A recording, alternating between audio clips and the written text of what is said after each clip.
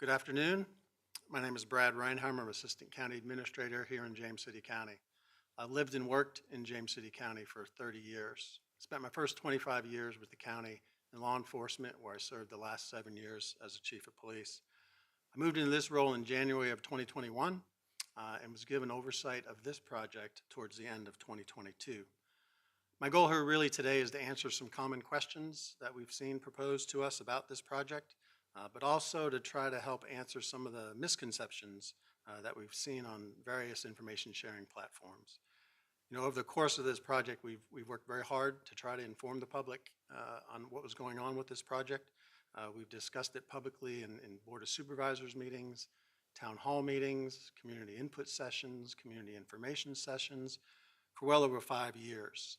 It's been in dozens of local media outlet stories, social media stories, local online media reports, lot of very informational things. Much of it was very beneficial for our public, but unfortunately some of that stuff that came out on those platforms wasn't always 100% accurate. So my goal here today is really to try to give some accurate information. So I'm going to go into a series of slides that kind of talk about the history of the program and how we got to where we are today. It's a lot to cover. I'm going to try to cover it quickly. Some of the slides have a lot of numbers and dollar figures, so if you're watching this live, you're not going to be able to follow everything that's on those slides. You can certainly come back and look at them later. So the county really started having some serious conversation about the need for additional space back in 2020. Even prior to that, when Mr. Hipple first came on the board about 12 years ago, he brought up the idea of a consolidated government center. Real conversations started happening in 2020, and it's really spurred on by a capital improvement project request that was submitted for the renovation of the Human Services building on Old Town Road, which was somewhere in that $13 to $15 million price range. So we started to think about, okay, how much space do we actually need for the county today and the county moving forward for decades to come?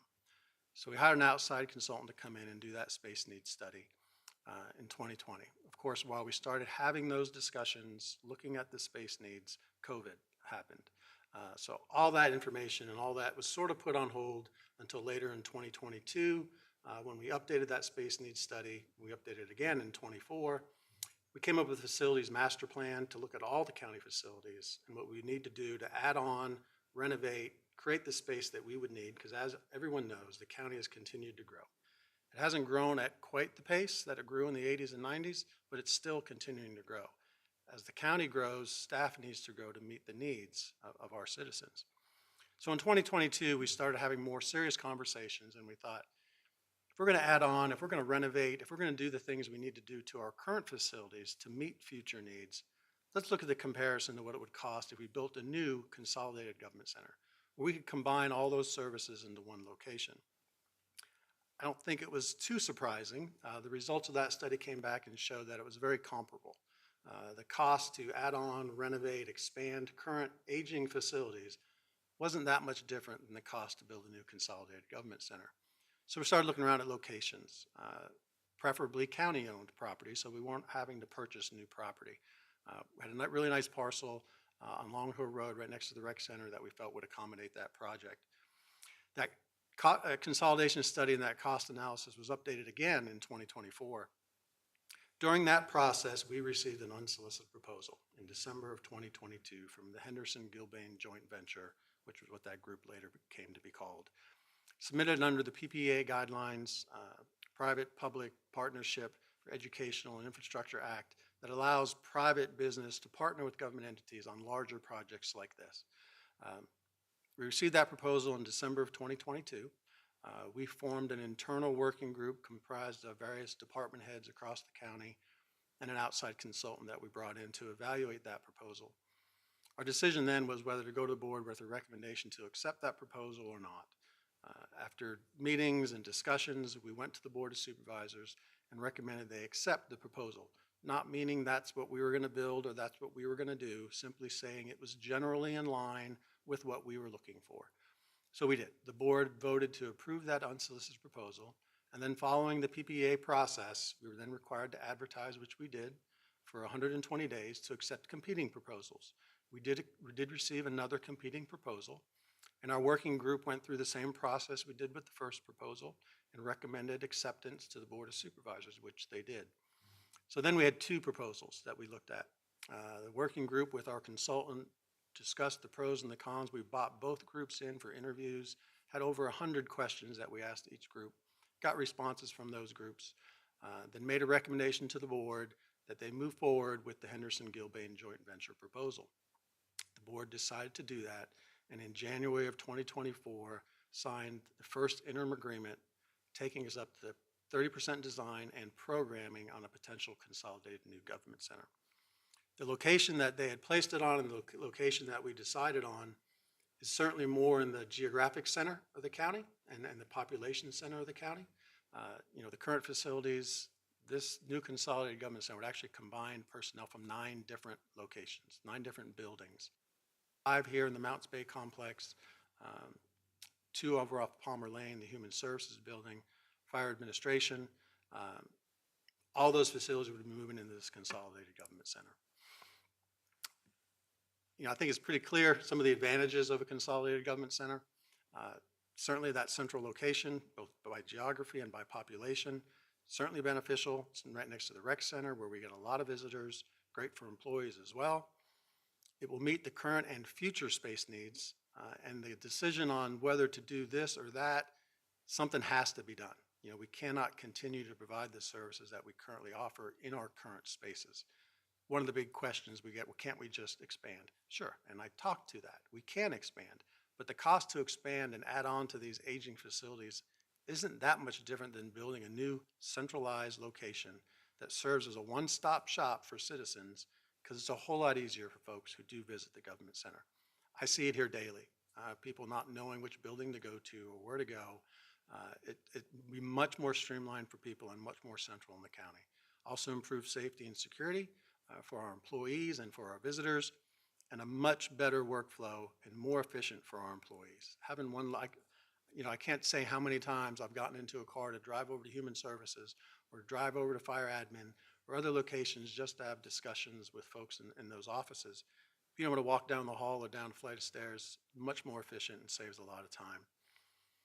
And then the workplace. Workplace matters for our employees. In this competitive market today, we have to have a business location where employees feel comfortable, where they're proud, where they're happy to come to work. That doesn't exist in some of the facilities that we have today. It's just not there. And then over the long term, it absolutely will reduce operating costs. Having one main facility to maintain, operate, power, do maintenance on is a lot less expensive than having all these separate locations scattered throughout the county. Another thing we see often online are the cost estimates. People throw out different numbers, and there are different numbers that have been out there. The current design, construction, and contingency amount of the government center is $175 million right now. What you see in the capital improvement budget is that $189.5 million. That includes furnishings, fixtures, and equipment, everything else that we would need to purchase to move into that facility. Includes security cameras, door access, low voltage wiring, all the other things that we would need. The current design, construction contingency for the library is $24.9 million for that branch library. Current CIP amount that you see is $49.5 million. That number is what it is because the library has been submitting a capital improvement request for a new branch library for nearly 10 years. Their most recent request was for a 50,000 square foot standalone library at a cost of almost $50 million. Through savings of efficiency and space with centralized conference rooms, ability to use the space in the government center, such as the boardroom for programming and larger events, we're able to reduce the needed size from that branch library from 50,000 square feet down to 25,000 square feet, hence the cost reduction from $50 million to $24.9 million. We also haven't gone through the value engineering phase yet for that library, so we do anticipate that cost actually coming down even more. The other comments that we've seen a lot online and social media platforms is the debt funding and how we're going to finance this project. These are the capital improvement projects that are planned out for the next 5 years. The county uses a 5-year plan for our capital improvement projects. The board approves them annually when they come up. You can see the amount in FY26, FY27, 28, 29, and 30. It's not just the government center and the library. It also includes the new General Services Administrative Building, Community Park and Grove, fire apparatus, HVAC repairs and replacements at some of the schools, radio system, Fire Station 3 replacement. You'll see in FY30 the engineering and design charge for the Fire Station 6, and then also see the creation of the War Hill softball and baseball complex. So it's not just the government center that's in this 5-year CIP. There's a lot of other things included in there. But note, those 5-year projects do come up to a total of $332 million. But we've also heard about how the county is going to manage that debt and what does that mean to taxpayers. And I've given a lot of presentations throughout the county to different groups, HOAs, civic groups, talking about the new government center. And this is absolutely a question that a lot of citizens are asking. If you build this new government center, what's it going to do to my taxes? First thing I would say, well, regardless of whether we build a new government center, we're going to have to pay a lot of money, whether it's through the new government center or it's through the existing centers, expanding, renovations, add-ons, the things that we would have to do. Doing it all up front at once in one consolidated government center over the course of those projects would absolutely save money. One of the big things we got from our financial report on Tuesday afternoon from our financial advisors, it doesn't pay to wait, right? If you put these projects off for 2, 3, 5, 10 years, the costs aren't going down. We're going to have higher and higher costs for this construction if we add on, renovate, and do the other work at some of these other facilities. This slide is the one I said has a lot of numbers on it. It's really intended to show what impact this debt service is going to have on our budget. You know, we've seen, and I've actually seen a flyer that was out there that showed, you know, the county is proposing increasing your real estate tax by an average of 5% every year. And that's not entirely true. What we do for programming, for projecting out revenue, the county projects out 3% increases in total revenue received in non-assessment years and 7% in assessment years. That revenue is created through a variety of ways. It's not just real estate tax. It's sales tax, it's meals tax, it's user fees, it's personal property tax, it's all those new business tax, it's new homes, you know, that come into the community. All that is what generates that projected 3 to 7% increase. That is not based solely on anyone's real estate tax. So that information is just not completely accurate. This shows you how we plan to pay this debt over the coming years. Because of these projects and because of the wise fiscal responsibilities that the county's shown over the years, we have a good amount of money in our debt service reserve that we can pay out some of this debt service early on and not have to pass that on to the taxpayers. Also, we're saving a good deal of money because we realize we're not going to have to borrow in FY26 for these projects. We can push that back to FY27, which on the top middle slide, it shows in parentheses those numbers. Those are actual savings that we'll receive that have already been budgeted by pushing that debt service off another year. So you'll see where that money comes out of the debt service reserve to pay for that increase in debt service for those borrowings and the minimal impact it'll have on the general fund for those years. As debt comes off, debt service comes down, and it smooths out, and you'll see there is no anticipation for any increase in the real estate tax rate today. Where are we now? Right now, the board has approved the first and second interim agreement. It's gotten us up to 100% design development. The builder and engineer group and architects are currently working on the construction documents, and we've done a change order to the second interim agreement, numerous change orders. One was for the library and programming design up to 30%. One was for the engineering design for off-site road improvements. And just recently, at Tuesday afternoon, the board approved another change order to take the library design up to 100%. Obviously, if the board's decision is to move forward with the government center and the library, we need to catch the library up. It doesn't make sense to build the government center and come back 6 months or a year later to build the library. There's a lot of cost efficiencies we get by doing both at the same time. Currently, the anticipation for the first phase of the comprehensive agreement, which would be the early site work package, would be in October, next month. That would be in the area of $16 to $17 million, and that would begin site work, grading, clearing, some stormwater to get the site cleared and ready for construction. I have a few slides here just showing some renderings. This is the site plan, so you can sort of see where the government center and library are located. On the right-hand side of that is the current rec center. You'll see Ashbury, which kind of dissects that property. On the southern end is Depew. On the northern and western side is Long Hill Road. What this site plan doesn't show are the roundabouts. We will have roundabouts proposed for the Long Hill and Depew intersection, and then the Ashbury and Depew intersection. This is a rendering of the entrance, the main public entrance into the government center. This is rendition, I believe, number 13.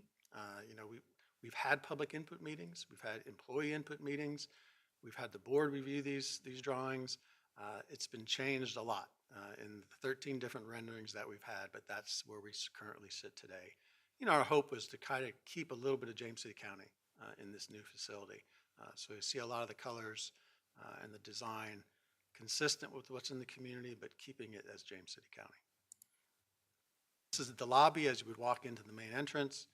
To the left would be your security or information center. To the right is the boardroom, EOC space, our video space, and most other county government offices would be over to your left. I do want to point out this is where the EOC is planned to be located as well. Because of that whole portion of the building was designed to a higher wind rating to be able to withstand a strong storm. Obviously, if the EOC is activated for hurricane or whatever, we don't want that building to be in jeopardy of something happening.